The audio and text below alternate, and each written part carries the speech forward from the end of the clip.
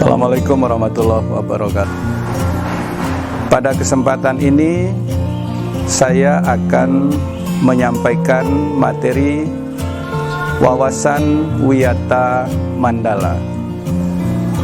Mudah-mudahan materi ini nanti mampu kita cermati, kita pahami, selanjutnya kita amalkan bersama-sama demi kemajuan pendidikan di sekolah kita. Terima kasih. Wawasan Wiyata Mandala disampaikan dalam MPLS SMA Negeri 1 Selong tahun 2020. Pengertian wawasan Wiyata Mandala. Wawasan Wiyata Mandala terdiri dari 3 kata, yaitu pertama, wawasan bisa berarti pandangan, bisa berarti tinjauan. Kedua, wiyata bisa berarti pengajaran, bisa berarti pendidikan. Ketiga, mandala bisa berarti bulatan atau lingkaran, bisa berarti kawasan, bisa berarti lingkungan. Sehingga wawasan Wiyata Mandala dapat diartikan sebagai cara memandang sekolah sebagai lingkungan pendidikan dan pembelajaran. Sekolah sebagai pengemban utama misi pendidikan hendaknya hanya digunakan untuk tujuan pendidikan. Oleh karena itu, setiap pihak yang terlibat dalam dunia pendidikan berkewajiban untuk menciptakan sekolah sebagai wawasan Wiyata Mandala. Mengapa wawasan Wiyata Mandala diperlukan? Dalam rangka mewujudkan situasi yang aman, tentram dan nyaman, ada banyak komponen, ada banyak faktor yang harus diperhatikan oleh semua warga sekolah agar kegiatan pembelajaran berjalan dengan lancar, tertib, dan aman, serta terhindar dari segala gangguan baik dari luar maupun dari dalam sekolah. Oleh karena itu, wawasan Wiyata Mandala diperlukan agar terbentuk satu kesatuan pandangan yang sama tentang eksistensi sekolah. Jadi, untuk satu kesatuan pandangan tentang eksistensi sekolah inilah maka diperlukan wawasan Wiyata Mandala. Prinsip sekolah sebagai Wiyata Mandala. 1. Sekolah sebagai lembaga yang memberikan bekal hidup.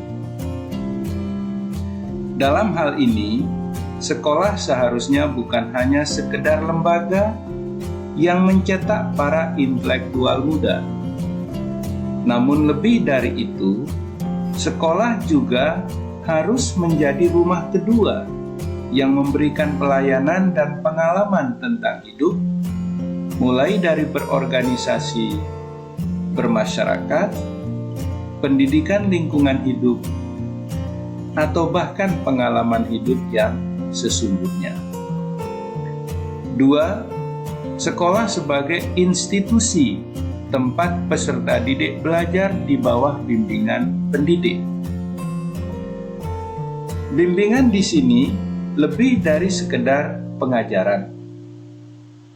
Dalam bimbingan, peran pendidik berubah dari seorang pendidik menjadi seorang kakak, atau bahkan menjadi orang tua. 3. Sekolah sebagai lembaga pelayanan yang adil. Hal ini bisa berupa pemerataan kesempatan, mendapatkan transfer pengetahuan maupun transfer pengalaman, dengan tanpa membedakan peserta didik, baik dari segi kemampuan ekonomi, kemampuan inteligensi, dan juga kemampuan fisik. 4.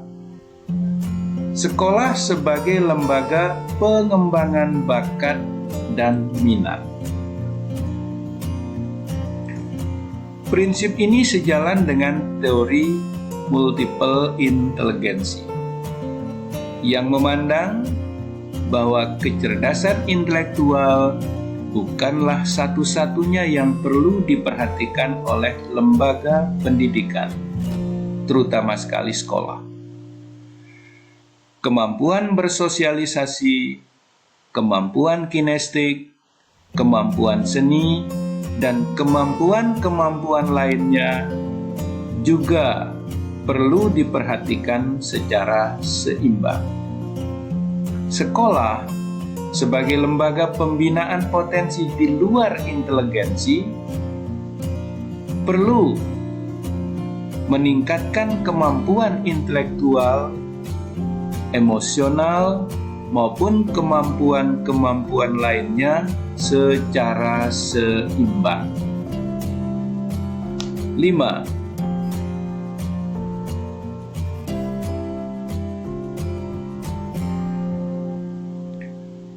Sekolah sebagai lembaga yang serius.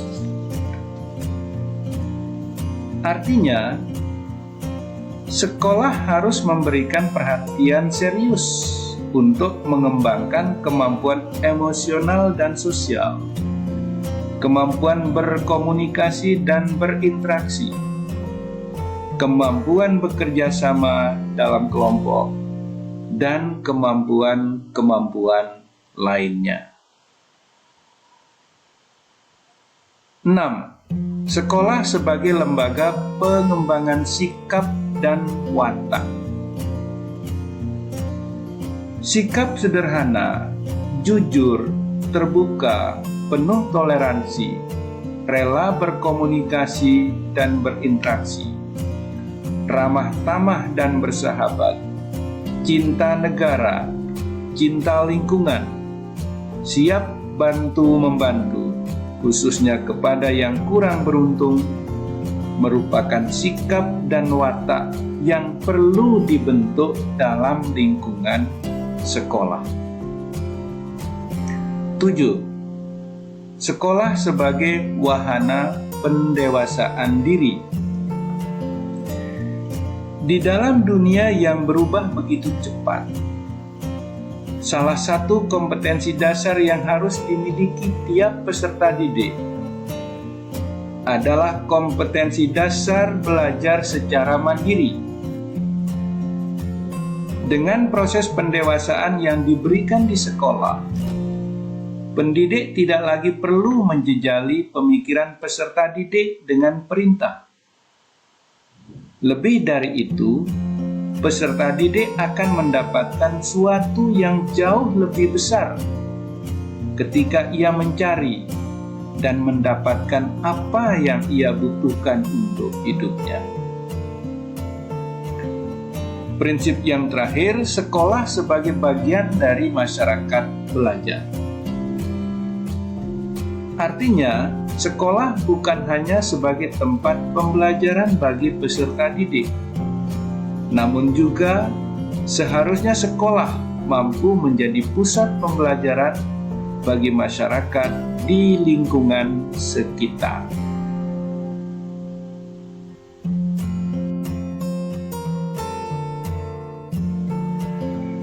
Peran peserta didik dalam Wiyata Mandala. 1. Peserta didik harus berperan secara aktif dalam setiap kegiatan sekolah yang berhubungan dengan pendidikan. 2. Peserta didik wajib melaporkan segala gejala dan gangguan yang terjadi di sekolah kepada kepala sekolah, guru, staf tata usaha, peserta didik lainnya, dan lain-lain. 3. Peserta didik harus membantu terciptanya tata tertib di sekolah dengan cara mematuhinya. 4. Peserta didik harus memanfaatkan waktu seefisien mungkin dalam belajar. 5. Peserta didik memanfaatkan fasilitas belajar yang ada harus dengan sebaik mungkin dan menjaganya agar tetap dalam kondisi optimal. 6. Peserta didik mengikuti kegiatan kokurikuler dan ekstrakurikuler yang membantu proses belajar mengajar. 7. Peserta didik harus mengikuti kegiatan berorganisasi melalui OSIS. Dan yang terakhir, yang ke-8, peserta didik harus menghindari tindakan yang akan mengganggu ketertiban dan kelancaran kegiatan pembelajaran.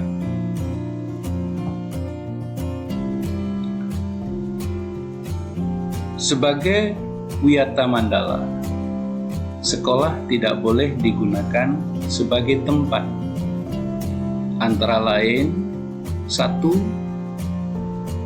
Sekolah tidak boleh digunakan sebagai ajang promosi atau penjualan produk-produk perniagaan yang tidak berhubungan dengan pendidikan.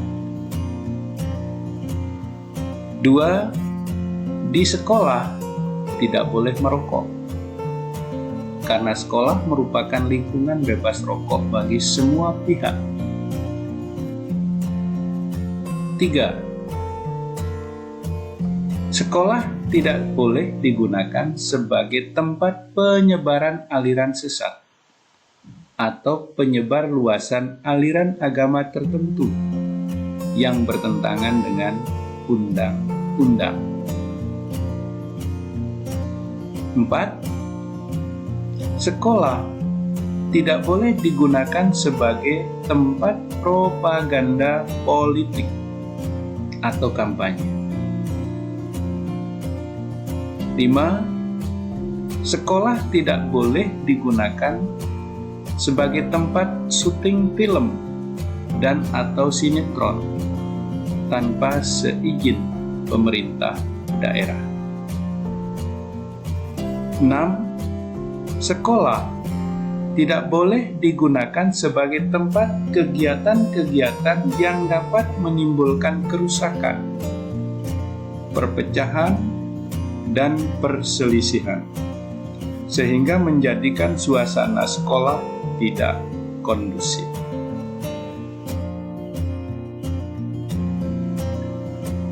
Terakhir, saya mengajak semua pihak,